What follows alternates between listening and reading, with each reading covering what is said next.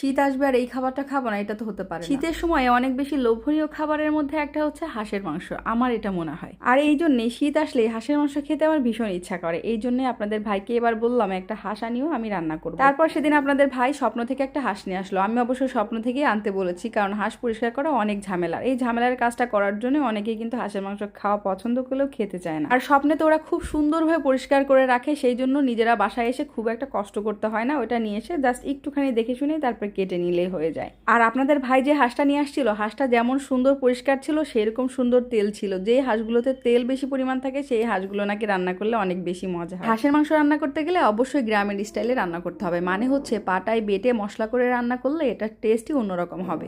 এই জন্যই বেশি স্বাদ পাওয়ার জন্যই আমি হচ্ছে পাটায় বাটা সমস্ত মশলা ইউজ করেছিলাম। এখানে শুকনো মরিচ থেকে শুরু করে রসুন থেতানো সবকিছুই আমি মশলাটা ব্যবহার করেছিলাম। মশলাটা খুব ভালোভাবে তেলের মধ্যে কষিয়ে নিয়ে তারপরে হাঁসের মাংসগুলো দিয়ে দিয়েছিলাম। হাঁস থেকে অনেক বেশি পরিমাণ তেল বের হয়েছিল, আমি এখান থেকে 1 কাপ পরিমাণ তেল উঠিয়েও রেখেছিলাম। তারপরেও দেখেন কত তেল। আর হাঁসের মাংসের সাথে একটু ভুনা খিচুড়ি হলে তো মন্দ হয় না, তাই না? খাওয়াটা মোটামুটি জমে যাবে, সেই জন্যই আমি এখানে ভুনা খিচুড়ি রান্না করছিলাম পোলার চাউল দিয়ে এবং 3 প্রকার ডাউল দিয়ে আমি এই ভুনা খিচুড়িটা রান্না করেছিলাম। খুবই মজা হয়েছিল। হাঁসের মাংসটাও দেখতে যেমন সুন্দর হয়েছিল, খেতে কিন্তু খুবই মজাদার হয়েছিল। তবে দুঃখের বিষয় কি জানেন, আপনাদের ভাই হাঁসের মাংস সেরকম খেতে পছন্দই করে না। আমি এত কষ্ট করে সুন্দর করে রান্না করে গুছিয়ে তার জন্য রেডি করলাম, সে অবশ্য পিস হয়তো কোনো রকম খেয়েছিল, না খেয়েছিল এরকম একটু ঝোলটা খেয়েছিল। আর খিচুড়িটা তার অনেক পছন্দের ছিল, সেই খিচুড়িটা খেয়েছিল ডিম পোস্ট করে সালাদ দিয়ে এইভাবে। আর হাঁসের মাংসের মধ্যে কিন্তু রসুন দিতেই হবে, আস্ত করে দেশি রসুন। দেখতে কি সুন্দর লাগছে, খেতে কিন্তু খুবই মজাদার। আমি কিন্তু এরকম খেতে খুব পছন্দ করি। মাংসের মধ্যে থেকে এভাবে করে দেশি রসুন খেতে কে কে পছন্দ করেন কমেন্টে কিন্তু জানাতে ভুলবেন না। আর হাঁসের মাংস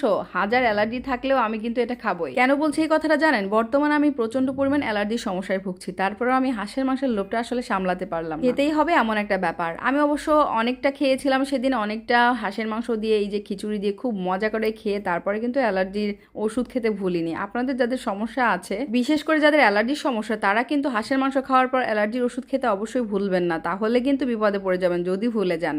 আমি কিন্তু খুব মজা করে খেয়ে অ্যালার্জির ওষুধ খেয়ে নিয়েছিলাম। এই তো রসুন সুন্দর করে চটকিয়ে নিয়ে এত মজা লেগেছিল খেতে, সত্য কথা।